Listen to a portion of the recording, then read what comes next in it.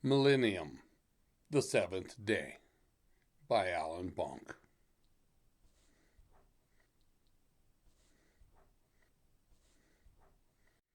Chapter 11. Azazel, the People's Man. It is now only months from the end of the millennium, the 1,000-year time of peace and reign of Jesus in Jerusalem. Nearly everyone on earth knows that the Bible, in the book of Revelation, teaches that Satan will be released from Sheol, the pit, and allowed to go about the earth deceiving the people. No one knows just how this will happen or what he will look like. Some people think he will show himself as a great red dragon of Revelation chapter 12, or others think he will look like Pan, the horned pagan god, which is half man, half goat. Still, others think he will appear as Bel, the angel of light, the bright one with his great wings.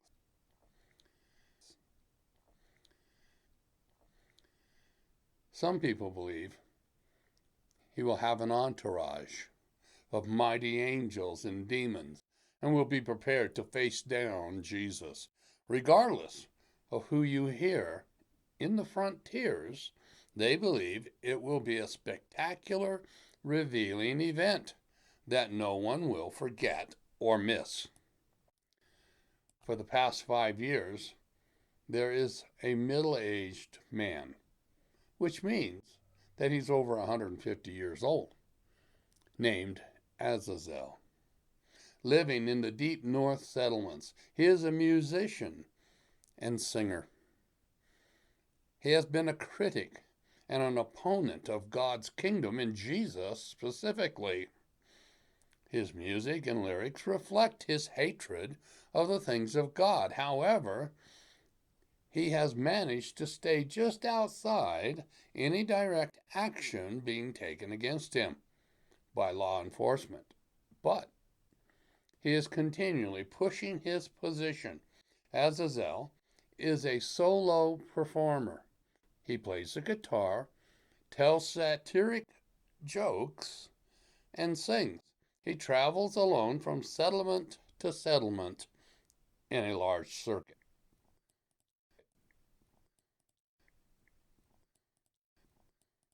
When the day came that the 1,000 years were expired, the devout Anashi, believers in Jesus, are having large prayer meetings to prepare for the event. The backslidden Anashi are throwing parties to greet whatever the day brings. The news crew children have been planning a mission to go to Petra with the hopes of persuading some of the members of the northern leadership for the purpose of showing them how truthful Jesus has been about the past stages. Sean and Gus's children are prepared to move as soon as they see how Satan will go public. The anticipation worldwide is incredibly high and palpable. As it happens, Satan is a no-show. After 3 days of waiting and praying, nearly all the prayer meetings disband and go to their homes. The rebellious frontier Anashi even begin to drift back to their homes.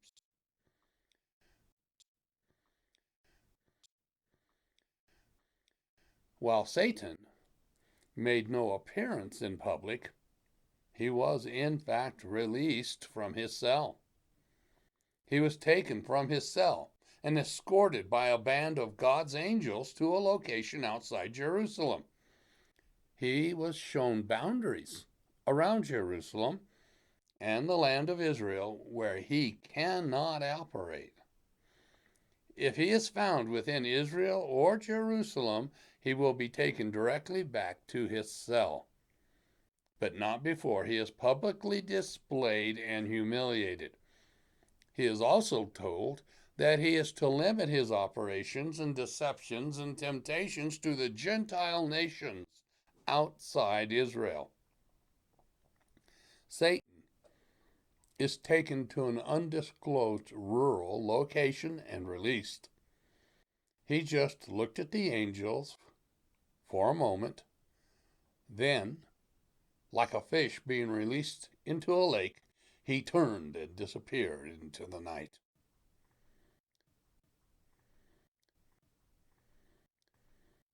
Three days later, Azazel was finishing one of his concerts, and the people were leaving when an older man walked up to him and told him that he had been walking outside the settlement when he saw a flyer nailed on a post.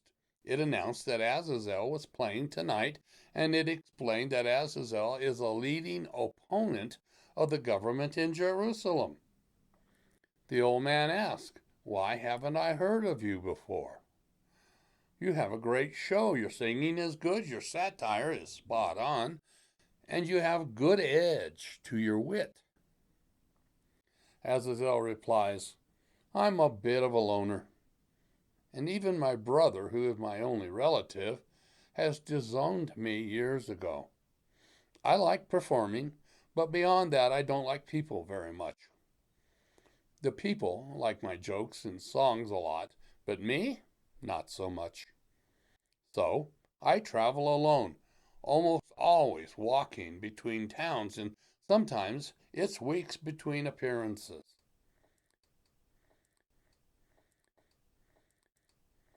The old man replies, "So you're a gypsy," and laughed. Azazel looks at the old man in a strange way and asks, "What's a gypsy?" The old man says, "Oh, never mind," and excuses himself and turns and walks away. Azazel packs up his few belongings and goes to the outskirts of the settlement where he has his camp. The camp is tucked back into the woods off the side of the road. After he was there for about an hour and had a good campfire burning, he looked up to see the old man from the concert walking up to the camp from the road. The old man asks if he can sit down, and Azazel, surprised, reluctantly allowed the old man to sit down, but quickly tells him that he thought he had made it clear that he is a loner and likes his privacy. The old man apologizes and begins explaining that he has an offer to make. He wants to be Azazel's manager. He would be the man behind Azazel's message and his fans, the public. He feels that Azazel can be much more effective with his help. He even suggests that there should be organized groups that have the same basic beliefs that Azazel has. The old man feels that Azazel can be the foundation of a great movement. Azazel does not seem very interested, but agreed to allow the old man to explain things in more detail and to ask Azazel questions about himself, his family, his contacts in each town, his personal likes and dislikes. Takes hours to go through. And afterwards, the old man gets up and says he'll come back in the morning and we can talk again. Then he walks away, disappearing down the road towards town.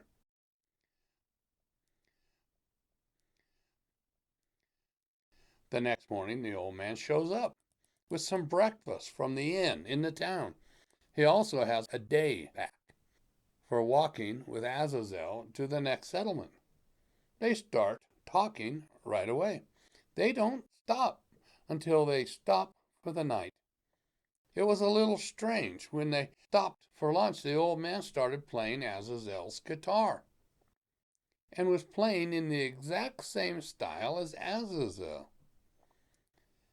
He could even sing with the same flair. Azazel was amazed. "Yes, where did you learn to play like me?" The old man said he'd been playing guitar and singing for a long, long time. After they had made camp, They continue to talk about Azazel's life and friends, and Azazel asks the old man, "Why do you need to know so much about my life?" The old man says that he has to be able to respond to anyone's questions without having to guess.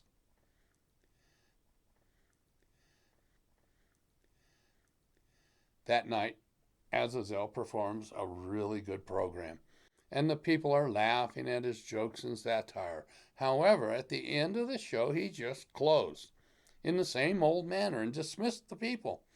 Azazel looked around to see what, if anything, the old man might say, but he wasn't there. Azazel thought that's strange, that he had left. Azazel goes to his camp after the show and is surprised to find the old man there. He has the fire already burning and some hot, steeping drinks in the pot. After they sit down to relax, the old man asks Azazel how he got his name. Does he know what it means? Azazel replies, "My father gave me the name. He told me it means to wander or roam about. I think that's why I wander from place to place singing." The old man says, "Well, that's pretty close to what it means." Then he says, "I know the person who was the first to have that name."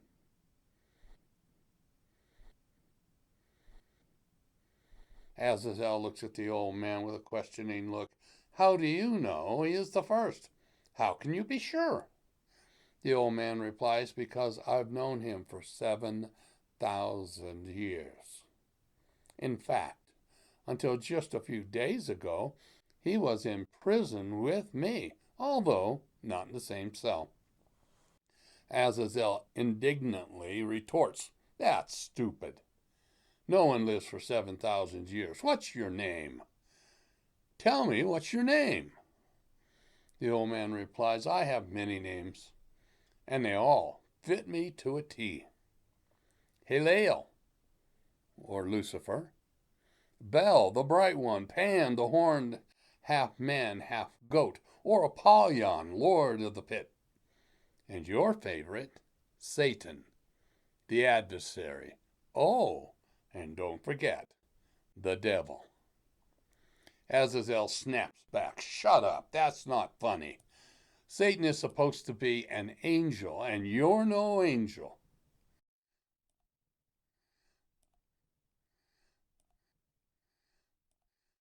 Then, in a flash, the old man is transformed as the angel Halel right in front of Azazel.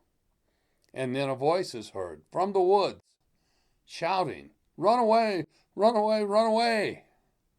Before Azazel could make a move, Halel touches him on the shoulder and he is paralyzed in place. Halel instantly disappears as he flies upward and begins to fly around the area to find the person who shouted a warning to Azazel. But there's no one in the area. There's only a small group of horses grazing in the pasture beyond the trees. Perplexed, but confident that there's no one in the area, he returns to the camp and takes up his position next to the paralyzed Azazel, whose eyes are full of terror. Halel begins to explain to Azazel that he is perfect for his needs. "I have no servants, no resources, no assets at all. I have to steal everything that I need.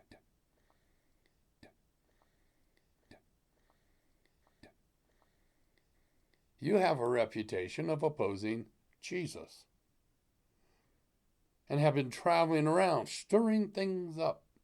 I'm going to steal your identity.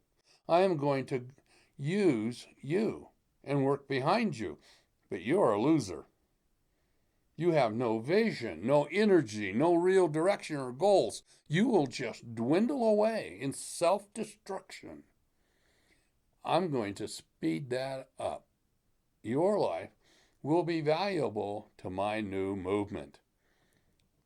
Halel touches Azazel on the shoulder to release him, and then with one swing delivers a death blow. Azazel slumps over and is gone in a moment. Hillel quickly relieves him of all his personal effects and clothes and takes the body away to destroy it.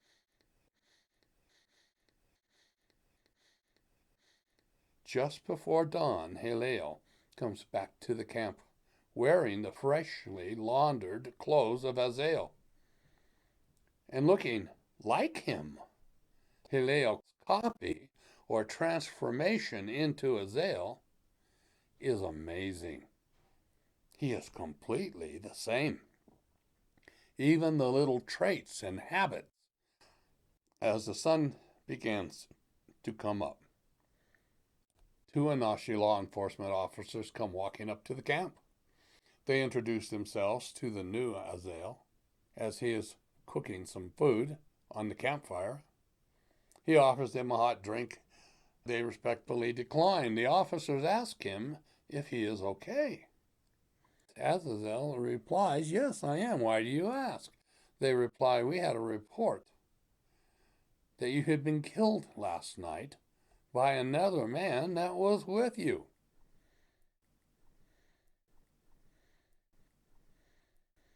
Azazel laughs and says, "I think someone's pulling your chain.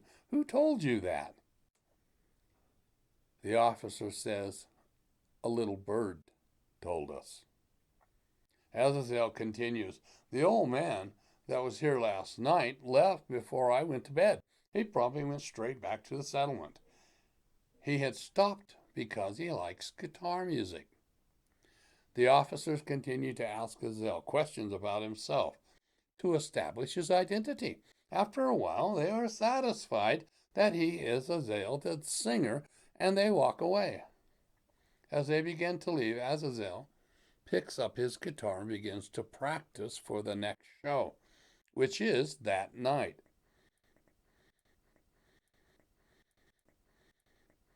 The show that night was a great success. In fact, some of the people who had heard Azazel before thought he has improved his guitar playing and was a little more animated than they remembered. They figured he'd been practicing, and maybe he is invigorated by the satanic no-show. Azazel had long maintained that there is no Satan, that Satan is a myth to cause fear in the weak-minded. He blamed Jesus and the saints for perpetuating the lie. The main difference between this show and the one last night is that Azazel, the new Azazel, asked if anyone wanted to stay around after the show to talk and begin to network with each other. He would stay as well. He was amazed by the number of the audience who stayed behind. Azazel's movement has started, a movement to discredit Jesus and his kingdom.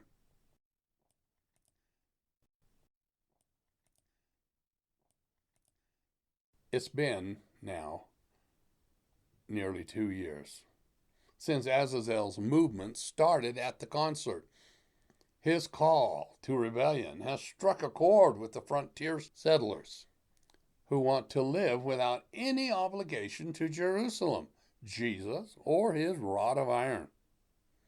Azazel, with his new view of the world, which he represents to the people, it tells them what they want to hear. First of all, he acknowledges that Jesus is a very powerful, great being, but denies that Jesus is the Son of God. He asserts that Jesus is the leader of a race of aliens which came to Earth to disinherit the Anashi, and they are living here while their home planet is being regenerated. The saints of Jesus are here to rule this world with him till they no longer need the Anashi. Azazel claims that the angels of God are also races from other planets. They are also working with Jesus to add control over the people. He says the angels are not very smart and are duped by Jesus and used as thugs to spy on the people. He also maintains that regardless of what the people are told, there aren't really millions of angels, but a few thousand. He claims that the world that existed before Jesus came to the earth was actually a very progressive and beautiful world, which had been at peace for years and was solving all the world's health issues with their technology and ingenuity. Humans had been traveling to the moon and flying around the world faster than the speed of sound. This wonderful world that Azazel presented had the ultimate impersonal freedom. Everyone was able to live his own life without government interference or high taxes. And, of course, no tithing to God. There was no tithing because they believed that God did not create the world. It was a natural process, so God has no right to impose his values on the Anashi.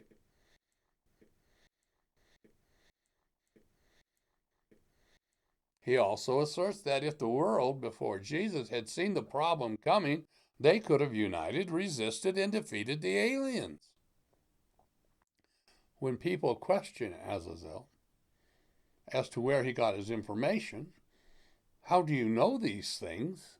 He simply refers to an angelic source, which has turned against Jesus and that has now confirmed it from several other angels which are discontented. Azazel has at times, when in private, asserted that there will be a host of angels that might fight with the Anashi should they rebel against Jesus. Azazel's movement is growing like wildfire. He has representatives going out in every direction, telling people what his message is. The movement is growing in all four corners of the kingdom. It's working from outside and moving towards Jerusalem. The truly devout Christian Anashi live closer to Israel and Jerusalem. End of chapter 11.